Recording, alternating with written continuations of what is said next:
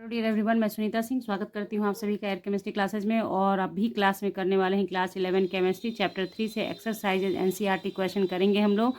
Classification of elements and periodicity in properties से ये video number 4 है। ये 4 लिखा है, मैंने 3 लिख दिया था, उसे 4 मैंने कन्वर्ट किया। ओके, तो ये मेरा 4 नंबर वीडियो है। ठीक है, इससे पहले 3 वीडियोज़ हैं जिसमें 5-5 क्वेश्चंस पढ़ाए गए हैं, आपको बताए गए हैं कॉन्सेप्ट के साथ। पूरा बेसिक कॉन्सेप्ट दिया गया है वहाँ पे।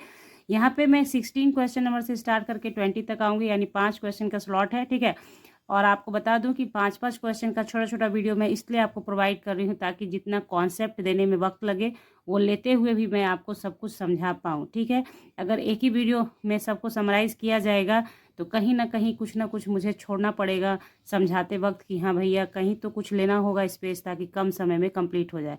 तो पहले मैं आपको पूरा समय लेकर बता रही हूँ, पूरा कॉन्सेप्ट समझिए, क्योंकि आप सभी जानते हैं कि ये चैप्टर पूरा का पूरा कॉन्सेप्ट बेस्ड ही है। इसमें न्यूमेरिकल कुछ खास नहीं आएगा, कॉन्सेप्ट इतना ज़्यादा है इसमें कि आपने कॉन्सेप्ट को पकड़ लिया तो बहुत बहुत क्वेश्चन सॉल्व कर पाएंगे आप। ठीक है, ये जो टॉपिक होता है ये कॉम्पिटेटिव एग्जाम का भी बहुत फेवरेट टॉपिक होता है, इससे बहुत सारे क्वेश्चन पूछे जाते हैं। तो इसका बेस आप समझ गए कि ये क्वेश्चन आपके लिए बहुत हेल्पफुल होता है हमेशा। ध्यान से समझिए हर एक कॉन्सेप्ट को। तो यहाँ पे 5 क्वेश्चंस आप देखेंगे। तो क्वेश्चन नंबर फर्स्ट देखिए। तो क्वेश्चन नंबर फर्स्ट है हमारा, अमंग द सेकंड पीरियड की बात कर रहा है। The actual ionisation enthalpies are in the order आप देख रहे हैं। ठीक है, explain why beryllium has higher ionisation enthalpy than boron. ठीक है, और दूसरा है O has lower ionisation enthalpy than N and F. ठीक है, क्वेश्चन आपने समझा। इसमें क्वेश्चन कह रहा है कि सेकंड पीरियड में जब आप देखते हैं तो एक्चुअल आयोनाइजेशन इंथैल्पी का ऑर्डर इस तरीके से दिखाया जाएगा, जिसमें आयोनाइजेशन इंथैल्पी सबसे ज़्यादा नियन का होगा। नियन क्या है? इनर्ट गैस है। ऑक्टेट फुलफिल होता है, इसलिए इलेक्ट्रॉन लूज नहीं करना चाहता, इसलिए इसका सबसे ज़्यादा आपको एनर्जी खर्च करना होगा अगर आप इसके इलेक्ट्रॉन को रिमूव करना चाहते हैं तो। ठीक है, और यहाँ पे लिथियम का सबसे कम शो किया गया है। ठीक है, बाकी बीच में जो है आप देख रहे हैं। तो पहला क्वेश्चन जो है हमारा, beryllium has higher ionisation enthalpy than boron. तो बेरिलियम का देखिए दिखा रहा है ना कि बोरॉन से बेरिलियम का आयोनाइजेशन एंथैल्पी ज़्यादा है, या ऐसे करके बढ़ता जा रहा है, इंक्रीजिंग ऑर्डर में दिया हुआ है। तो क्यों है ये समझना है। तो पहले देखिए, जब भी आप किसी टॉपिक को पढ़ने बैठते हैं कि हाँ आप समझना चाहते हैं कॉन्सेप्ट के साथ, तो सबसे पहला काम क्या है, हमें निकालना क्या है, समझना क्या है, आयोनाइजेशन इंथैल्पी। तो हमें पता होना चाहिए कि आयोनाइजेशन इंथैल्पी एक्चुअली होता क्या है। देन आफ्टर आप समझ पाएंगे कि क्या है, ज़्यादा कम तो बात की बात है, पहले टॉपिक तो समझें आयोनाइजेशन इंथैल्पी क्या होता है। तो मैंने पहले भी वीडियोज़ में आपको बताया है, फिर से बता रही हूँ आपको कि आयोनाइजेशन इंथैल्पी का मतलब होता है amount of energy required to remove a electron from outer most shell of an element या मेटल आप बोल सकते हैं। ठीक है, तो जितना अमाउंट ऑफ एनर्जी का रिक्वायरमेंट होता है आउटर मोस्ट सेल से इलेक्ट्रॉन निकालने के लिए, तो उसे कहा जाता है आयोनाइजेशन इंथैल्पी। ठीक है, ये 1 2 3 हो सकता है। जैसे एक इलेक्ट्रॉन निकालने के लिए खर्च किया तो आयोनाइजेशन इंथैल्पी फर्स्ट कहलाता है। कभी कभी आपने बुक में अगर पढ़ा होगा तो IP1 लिखा होता है ऐसे, IP2 लिखा होता है ऐसे, है ना। तो जब एक इलेक्ट्रॉन निकालने में खर्च हुआ तो IP फर्स्ट हो गया, 2 इलेक्ट्रॉन निकालने में खर्च हुआ तो IP2 हो गया। इस तरह से 3 4 होता है। ठीक है, उसके आगे नहीं होता है। ठीक है, 3 से ज़्यादा संभव ही नहीं है, 4 तक जाएंगे, 5वां तो पॉसिबल ही नहीं है। ठीक है, तो देखिए पहली बात आपने ये समझ लिया कि इलेक्ट्रॉन रिमूव कराना है, आपने क्या करना है, एनर्जी दे के इलेक्ट्रॉन रिमूव कराना है। तो जो अगर इलेक्ट्रॉन रिमूव ईजिली होगा तो आयोनाइजेशन इंथैल्पी कम होगा। ये एक तरह से अमाउंट ऑफ हीट है बच्चों, ध्यान से समझिए कैसे कहा जा रहा है। मान लीजिए कि यहाँ पे इलेक्ट्रॉन है, ठीक है, इस इलेक्ट्रॉन को यहाँ से जंप कराना है, तो आप हीट जो दे रहे हैं, यही हीट आपको, ऐसे एक सिंपल भाषा में समझिए, आप इसको रिमूव कराने के लिए जो हीट दे रहे हैं externally, that is IP value. ठीक है, IP वैल्यू आयोनाइजेशन इंथैल्पी, यानी आयोनाइज करना है। इलेक्ट्रॉन निकलेगा तो कटायन बनेगा ना, इसीलिए इसका नाम क्या है, आयोनाइजेशन इंथैल्पी, या आयोनाइजेशन पोटेंशियल भी इसे कहते हैं। ठीक है, अब समझिए, आप यहाँ से इलेक्ट्रॉन दे रहे हैं, ये इलेक्ट्रॉन जितना लूज होगा, यानी न्यूक्लियस से जितना कम अट्रैक्शन होगा, उतनी ईजिली निकल जाएगा बाहर। इलेक्ट्रॉन बाहर चला जाएगा। जो इलेक्ट्रॉन जितना ईजिली जाएगा उतना कम आपको आईपी वैल्यू देना होगा, समझ रहे हैं, आईपी वैल्यू कम देना होगा और आपका इलेक्ट्रॉन बाहर आ जाएगा। तो वैसे केस में आईपी क्या हो जाएगा, लेस हो जाएगा दूसरे केस से। जिस केस में यहाँ पे स्ट्रॉन्ग बॉन्डिंग होगा इलेक्ट्रॉन का न्यूक्लियस के साथ, आपको ज़्यादा एनर्जी देना होगा, यानी ज़्यादा आईपी वैल्यू हो जाएगा। समझ गए, कॉन्सेप्ट यही है। अब इन्हीं चीज़ों को यहाँ पे लिखा जाएगा। सबसे पहला काम कीजिए, इलेक्ट्रॉनिक कॉन्फ़िगरेशन लिखिए, ठीक है। तो देखिए, इन केस ऑफ बेरिलियम क्या होता है, 1s2 2s2 होता है, इसका 4 होता है ना, इसका लिथियम का आपका 3 होता है ना। तो बेरिलियम देखिए, बेरिलियम का इतना हो गया और बोरॉन का 5 होता है। तो एक सीक्वेंस के हिसाब से आप देखेंगे तो लिथियम के बाद बेरिलियम को आना चाहिए था, लेकिन ये है क्या, कौन सा ऑर्डर है ये आयोनाइजेशन इंथैल्पी का। ये आयोनाइजेशन इंथैल्पी के ऑर्डर में सजा के आपको सेकेंड पीरियड के एलिमेंट को शो किया गया, ठीक है। तो इसी में बताया जा रहा है कि चूंकि इसका तो आपका इलेक्ट्रॉनिक कॉन्फ़िगरेशन या एटॉमिक नंबर भी बोरॉन का ज़्यादा है बेरिलियम से, लेकिन आयोनाइजेशन इंथैल्पी क्या है इसका, कम है, जबकि बेरिलियम का ज़्यादा है। तो इसका रीज़न क्या है यही बताना है, ठीक है। समझ गए क्वेश्चन, तो कॉन्सेप्ट है ना भर भर के, तो इसलिए ध्यान से समझिएगा।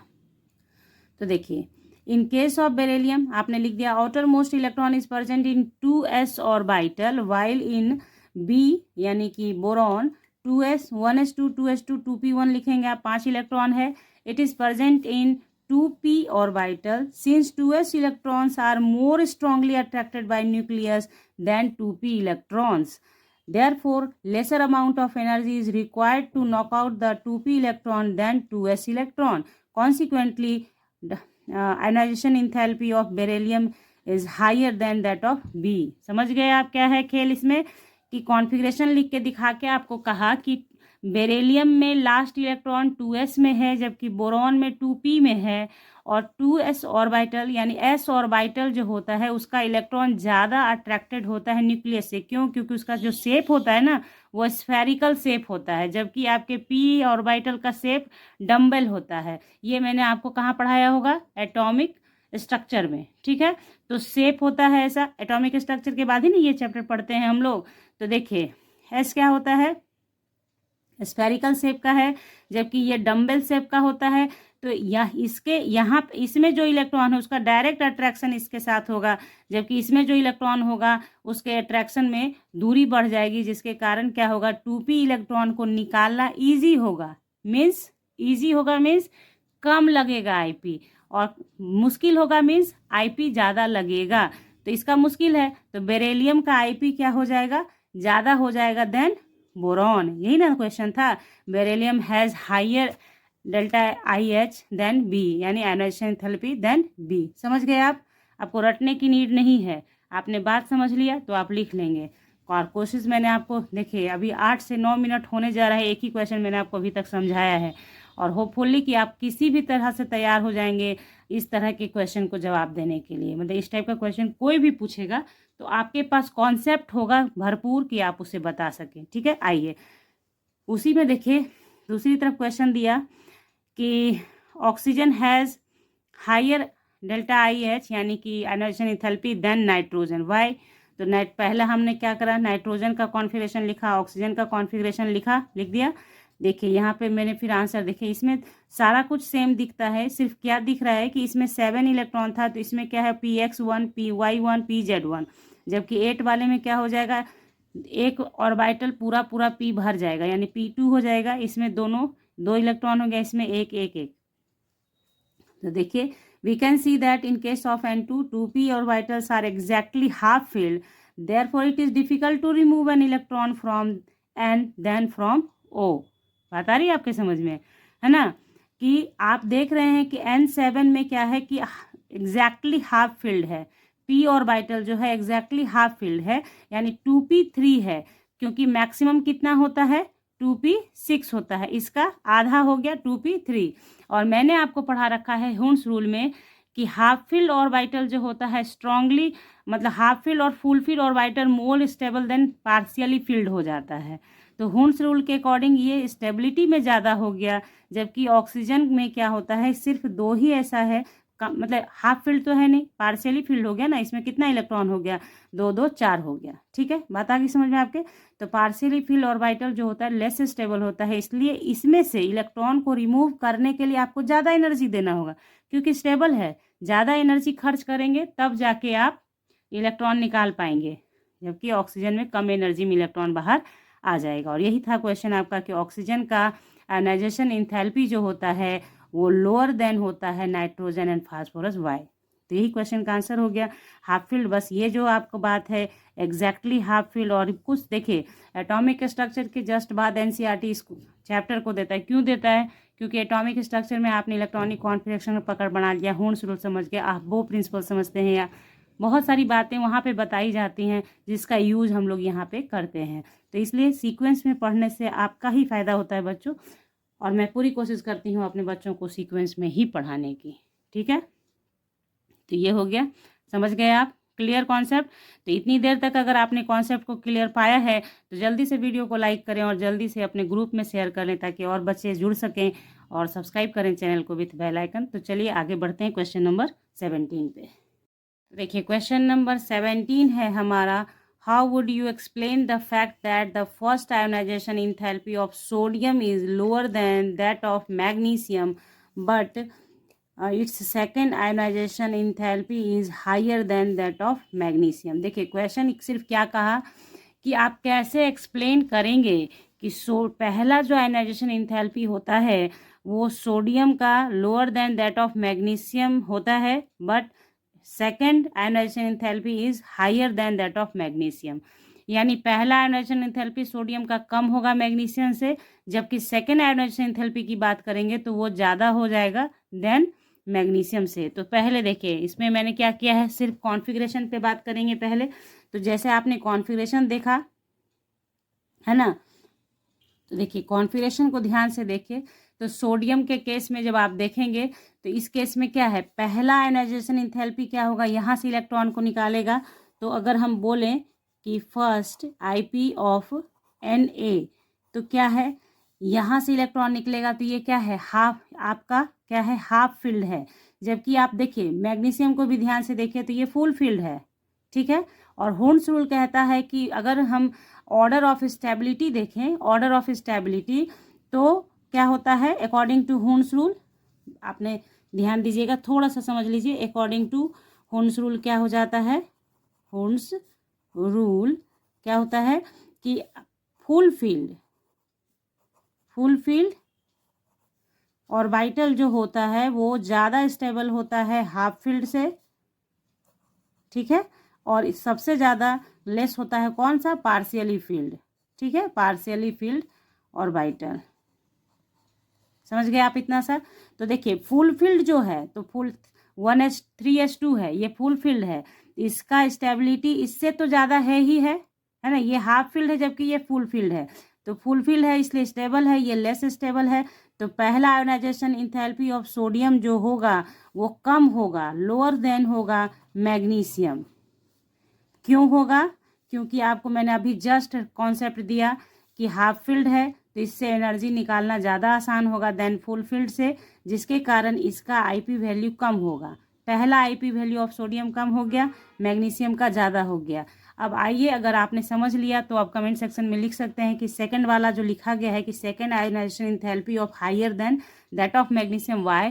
तो देखिए जैसे ही सेकंड की बात करेगा तो सोडियम ने एक इलेक्ट्रॉन लूज कर दिया, आपका कर दिया ना।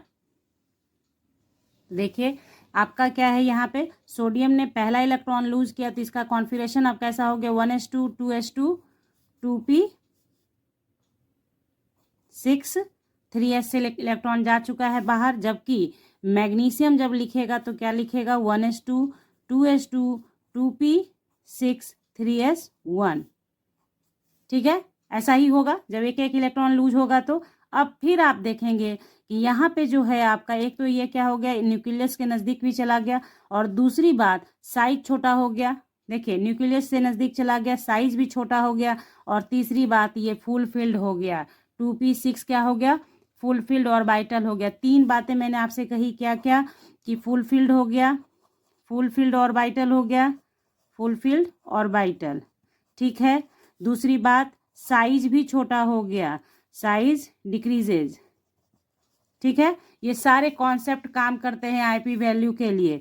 तो क्या है, साइज भी छोटा हो गया और फुलफिल्ड ऑर्बिटल हो गया, जिसके कारण सोडियम से दूसरा इलेक्ट्रॉन निकालने में आपको नाको चने चबाना पड़ेगा, यानी बहुत मुश्किल हो जाएगी। इसलिए सोडियम सेकंड प्लस का जो आयनाइजेशन इंथैल्पी होगा वो हायर देन मैग्नीशियम होगा, हायर देन मैग्नीशियम होगा। यही क्वेश्चन था आपका। ये आईपी जो होगा higher than IP of magnesium 2+ होगा, यानी मैग्नीशियम से 2+ बनाना आसान होगा, सोडियम का 2+ आपने देखा भी नहीं होगा, बहुत मुश्किल हो जाता है, क्योंकि ये दो फैक्टर काम करने लगते हैं। कॉन्सेप्ट क्लियर, कोई दिक्कत नहीं, आप लोग इसे लिख लेंगे। ठीक है, तो चलिए क्वेश्चन नंबर 18 पे चलते हैं। क्वेश्चन नंबर 18 हम लोग देख लेते हैं, क्या है हमारा, what are the various factors due to which the ionisation enthalpy of the main group element tends to decrease down the group.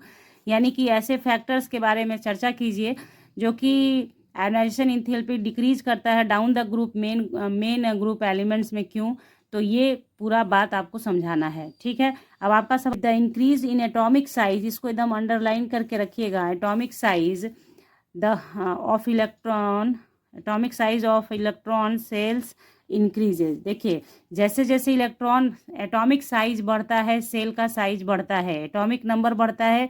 मतलब देखिए, डाउन द ग्रुप की बात हो रही है, डाउन द ग्रुप, पीरियड में बात नहीं हो रही है। जब आप डाउन द ग्रुप यानी ग्रुप में ऊपर से नीचे की ओर आते हैं तो आपका क्या होता है, एटॉमिक साइज तो बढ़ता ही है, सेल का साइज बढ़ता चला जाता है। ठीक है, इंक्रीज इन सेल साइज होता है। Therefore the force that binds the electrons with the nucleus decreases. तो जो फोर्स बाउंड करता है आपका इलेक्ट्रॉन को विथ न्यूक्लियस, वो क्या होता है, डिक्रीज करता चला जाए। जैसे साइज बढ़ता जाएगा, साइज बढ़ता जाएगा तो डिक्रीज, अट्रैक्शन क्या होगा, घटता जाएगा। द आयोनाइजेशन इंथैल्पी दस decreases with the increase in atomic size. इसलिए क्या होता है, आयोनाइजेशन इंथैल्पी डिक्रीज करता है with increase of atomic size. इसको अंडरलाइन कर लेंगे आप अपनी कॉपी में भी। इसी बात को आपको सिर्फ दिमाग में रखना है कि एटॉमिक साइज बढ़ा, कुछ रटना नहीं है, समझिए। एटॉमिक साइज बढ़ेगा, बढ़ गया एटॉमिक साइज, बड़ा हो गया आपका एटम, तो आयना इलेक्ट्रॉन को रिमूव करना आसान हो जाएगा कि नहीं। न्यूक्लियस से दूरी बढ़ गया आपके इलेक्ट्रॉन का, तो आप इजीली इसको बाहर कर सकते हैं। ठीक है, तो इजीली मीन्स क्या कि आईपी कम लगाना होगा आपको, हिट कम देना होगा, इलेक्ट्रॉन बाहर आ जाएगा, यानी आईपी वैल्यू डिक्रीज कर जाएगा, बस वही लिखना है। द आयनाइजेशन इंथैल्पी दस decreases with the increase in atomic size. तो इसे याद करने के लिए आप ऐसे भी कर सकते हैं, एक जगह लिख लीजिएगा, आईपी वैल्यू जो होता है inversely proportional to atomic size, यानी एटॉमिक साइज बढ़ेगा तो आईपी वैल्यू घटेगा। ठीक है, इसको आप ऐसे लिख के, बच्चों को ऐसे याद रखने में थोड़ी आसानी हो जाती है, तो इन्वर्सली रिलेशन होता है, तो ध्यान रखिएगा। ओके, फिर देखिए नेक्स्ट है स्क्रीनिंग और shielding effect of inner shell electron with the addition of new shells. The number of inner electron shells which shield the valence electron increases. As a result, the force of attraction of nucleus for the valence electrons further decreases and hence the ionization enthalpy decreases। मतलब देखिए, एक तो size बढ़ा और उसके बाद क्या होता है, डाउन द ग्रुप जब चलते हैं आप, तो साइज बढ़ता है और अलग अलग ऑर्बिटल भी इंट्रोड्यूस होता चला जाता है। जैसे जैसे आप ऊपर से नीचे की ओर आएंगे तो अलग अलग एलिमेंट के अलग अलग एटॉमिक नंबर होंगे, तो उसमें क्या होता है, इनर ऑर्बिटल जो होता है सील्डिंग इफेक्ट क्रिएट करता है, किसके लिए, इलेक्ट्रॉन के लिए, इनर आउटर ऑर्बिटल इलेक्ट्रॉन के लिए। तो वो इलेक्ट्रॉन का अट्रैक्शन क्या हो जाता है, सील्डिंग इफेक्ट क्या करना है, मतलब देखिए ऐसे समझिए, न्यूक्लियस है, ये ऑर्बिटल है, ये ऑर्बिटल है, मान लीजिए यहाँ का इलेक्ट्रॉन ना, बाहर के इलेक्ट्रॉन इस इलेक्ट्रॉन को न्यूक्लियस से अट्रैक्शन होने ही नहीं दे रहा है। आप ऐसे समझो कि ये विलन है, ये जो है, ये आप मान लो कि ये गर्लफ्रेंड है, ये बॉयफ्रेंड है, इन दोनों का मिलन होने ही नहीं देगा, ये विलन है कि ये दोनों अट्रैक्शन हो ही नहीं पाएगा, जिसकी वजह से आप क्या करेंगे, ये गर्लफ्रेंड को बाहर आसानी से भगा सकते हैं, बाहर भगा सकते हैं। तो वही चीज़ है जस्ट लाइक दैट, कि ये जो है आपका, ये इलेक्ट्रॉन को ये सील्ड कर देगा कि भैया अट्रैक्शन नहीं होगा, तो आप क्या करेंगे, आसानी से इसको बाहर कर देंगे। आसानी से कर देंगे मीन्स आईपी वैल्यू कम लगेगा, वही यहाँ लिखा है कि further decreases and hence the ionisation enthalpy decreases, यानी डाउन द ग्रुप जाने पर दोनों बातें होती हैं कि एटॉमिक साइज बड़ा हो जाता है और स्क्रीनिंग और सील्डिंग इफेक्ट भी काम करने लगता है, जिसकी वजह से ओवरऑल आपका ये आईपी वैल्यू का डाउन द ग्रुप जाने पे वैल्यू डिक्रीज करता है। समझ गए? कोई दिक्कत समझने में? कोई भी दिक्कत परेशानी हो तो जल्दी जल्दी फटाक से कमेंट सेक्शन में लिखिएगा, क्योंकि अभी बहुत सारे क्वेश्चंस पढ़ाने हैं आपको इस चैप्टर से, एनसीईआरटी एक्सरसाइजेज से। उसके बाद एक्सरसाइजेज इस चैप्टर को भी मैं पढ़ाऊंगी आपको डिटेल में। तो अगर आपने कमेंट सेक्शन में अपनी सारी प्रॉब्लम को रख दिया दिल खोल के, तो पढ़ाते वक्त हर एक परेशानी को दिल खोल के मैं दूर भी कर दूंगी, ठीक है? तो इसलिए ध्यान रखें, कमेंट बिल्कुल किया करें। तो चलिए बढ़ते हैं आगे क्वेश्चन नंबर 19 पे। देखिए क्वेश्चन नंबर 19 है हमारा, the first ionisation enthalpy values in kilo joule per mole of group 13 elements are. Group 13 elements, group देखिए जब भी ग्रुप लिखेगा तो आप ये समझ जाना कि नीचे से ऊपर या ऊपर से नीचे ही लिखेगा। नीचे ज़्यादातर ऊपर से ही नीचे लिखा जाता है, ठीक है? पीरियड लिखेगा तब आप समझना कि लेफ्ट टू राइट लिखा गया होगा, ठीक है? लेफ्ट टू राइट मतलब पीरियड, और टॉप टू बॉटम यानी कि ग्रुप। बस इस बात का ध्यान रखिए पढ़ते वक्त। ऐसे आप जब मास्टर हो जाते हैं, माहिर हो जाते हैं, तो फिर कोई परेशानी नहीं आती, लेकिन अभी जो मैं बता रही हूँ आप समझ सकते हैं क्या बता रही हूँ, आपको समझिएगा। एग्जामिनेशन के अंदर आप इसी चीज़ों को नहीं समझते हैं, नहीं ध्यान देते हैं और गलत हो जाता है आपका आंसर।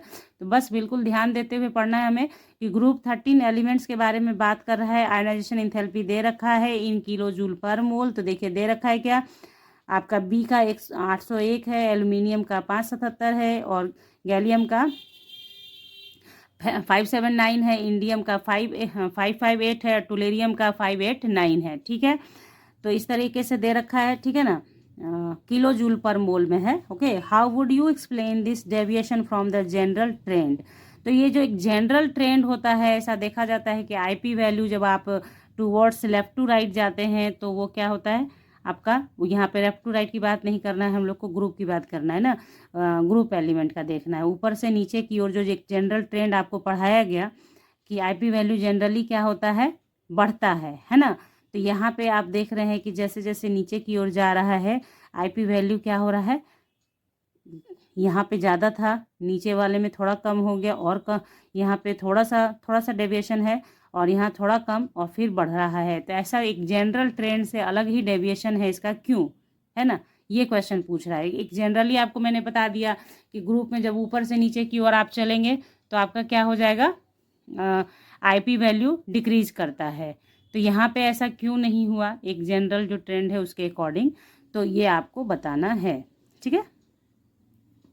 अब देखिए तब इसको, तो पहला क्या है कि फर्स्ट नंबर पे दिया गया कि the decrease in delta I H ionisation enthalpy first values from boron to aluminium is due to bigger size of aluminium. Aluminium का साइज बड़ा हो गया, जिसके कारण क्या हो गया, बोरॉन का कितना है 5 है, इसका कितना हो गया 13 हो गया, एक बढ़ गया 8, है ना? 8 5 13, उसके उसी तरह से बढ़ता चला जाता है। तो देखिए यहाँ पे जो कहने का अर्थ है कि इन दोनों के बीच में जो इस तरह का डेविएशन दिखा, क्या दिखा कि साइज चूंकि एकदम अचानक से इसका बढ़ गया, जिसके कारण आईपी वैल्यू घट गया। साइज बढ़ गया तो आईपी वैल्यू घट गया, ठीक है? यहाँ तक तो ठीक था मेरा, है ना? उसके बाद होना क्या चाहिए था, और घटना चाहिए था, जबकि यहाँ घटा नहीं, थोड़ा सा ऊपर आ गया, और यहाँ पे थोड़ा सा फिर घट गया। तो देखते हैं क्या लिखता है, ठीक है? देखिए, in GA there is 10d electrons present in 3D subcell which don't screen as much as is done by S and P electrons. Therefore, there is an unexpected increase in the magnitude of effective nuclear effective number charge नहीं होगा, ये nuclear charge होगा, ठीक है? Effective nuclear charge resulting in increased ionization potential value, ठीक है?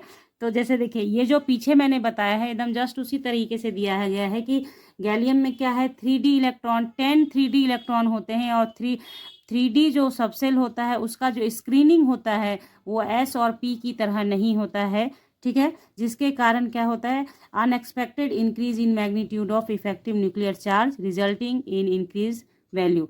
मतलब उस समय क्या होता है कि न्यूक्लियर चार्ज, चूंकि ये स्क्रीन किया नहीं, रोका नहीं, तो न्यूक्लियर चार्ज क्या होता है, तेजी से बढ़ा हुआ रहता है, जिसके कारण आप आसानी से इलेक्ट्रॉन को रिमूव नहीं करा पाते हैं। इसलिए यहाँ पे क्या होता है, थोड़ा सा वैल्यू में इंक्रीज देखने को मिलता है। ठीक है, समझ गए। उसके बाद क्वेश्चन नंबर 3, इसका मतलब क्वेश्चन नंबर 3 नहीं, मतलब और जो ट्रेंड दिख रहा है हमें उसके अकॉर्डिंग आंसर करना है हमें। तो IN has lower ionisation enthalpy than GA due to larger size. ठीक है, उसी तरीके से देखिए जो मैं बता रही हूँ, जस्ट जो पहले बताया ना उन्हीं चीज़ों के आधार पे इसको लिखा गया है। इसलिए थोड़ा थिंक आउट आप भी करिएगा कि indium has lower ionisation enthalpy than GA due to larger size. ठीक है, लार्जर साइज की वजह से ऐसा है, लोअर वैल्यू है IN का। ठीक है, उसी तरीके से TL के लिए लिखे क्या है, TL has higher ionisation enthalpy than indium यानी IN due to ineffective shielding by 4f electrons. ठीक है, 4f इलेक्ट्रॉन्स आपके TL में इंट्रोड्यूस हो जाएगा, जिसके कारण क्या है, TL का जो होगा higher ionisation enthalpy than indium due to ineffective shielding by 4f electrons. ठीक है, इसका अर्थ क्या हुआ कि 4f इलेक्ट्रॉन जो होगा उतना अच्छे से सील्ड नहीं करेगा, जिसके कारण न्यूक्लियर चार्ज बढ़ा रहेगा और आपके वैल्यू जो होगा आयनाइजेशन पोटेंशियल या आयनाइजेशन इंथैल्पी का वो क्या हो जाएगा, थोड़ा सा बढ़ा हुआ दिखेगा।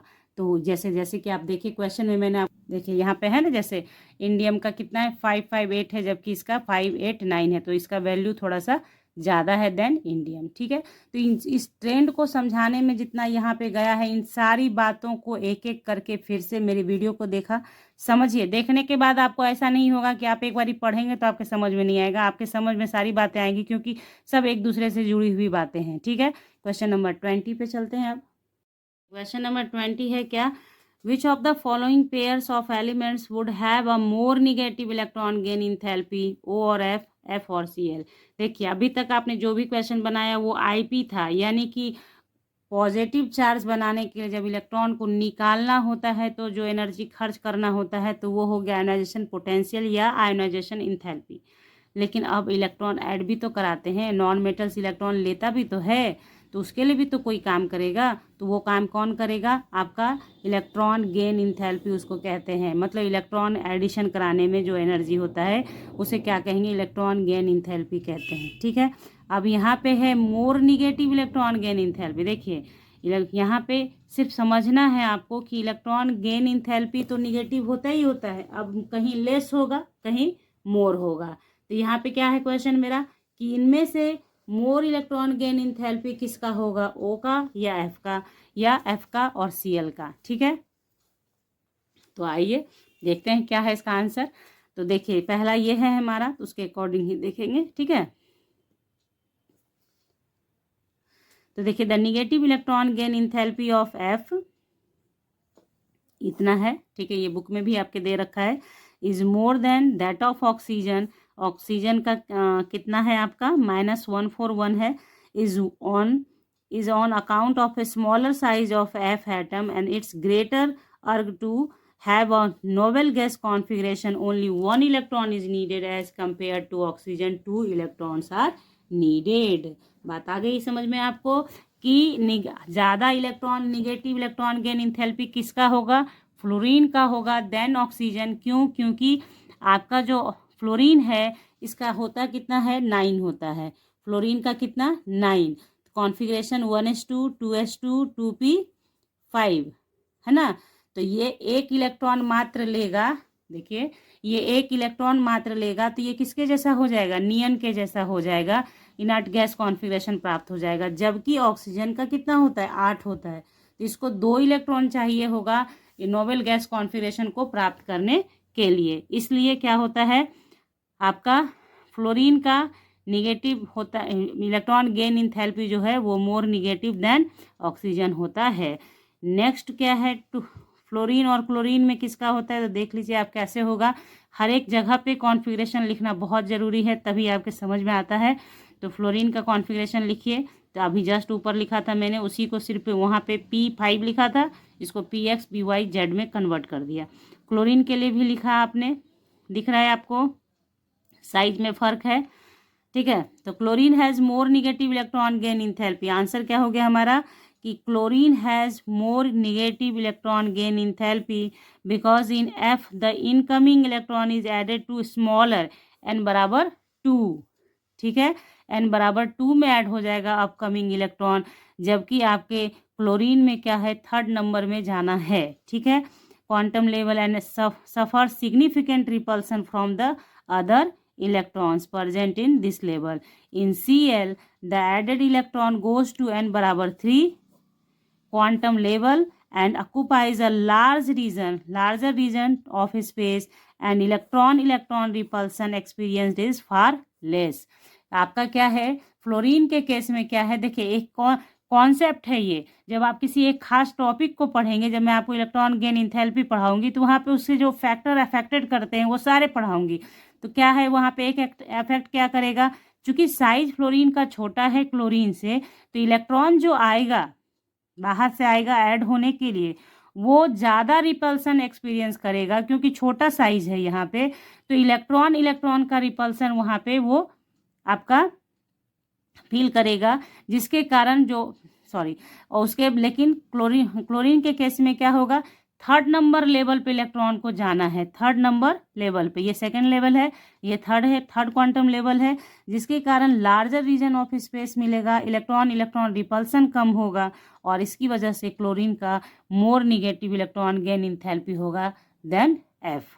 बात आई समझ में, एफ का क्यों हो गया, जैसे देखिए ऑक्सीजन और एफ के केस में क्या हुआ है कि एफ को एक ही इलेक्ट्रॉन चाहिए और इनर्ट गैस बन जाएगा, इनर्ट गैस की तरह, जबकि ऑक्सीजन को 2 इलेक्ट्रॉन चाहिए था। लेकिन फ्लोरीन और क्लोरीन में किस पर बात हुई, साइज पे बात हुई, कि फ्लोरीन का साइज छोटा है और क्लोरीन का साइज बड़ा है, जिसके कारण आने वाले इलेक्ट्रॉन को क्या होगा, रिपल्सन इसके केस में ज़्यादा महसूस होगा, जबकि क्लोरीन के केस में कम महसूस होगा तो ज़रूर लेकिन कम होगा।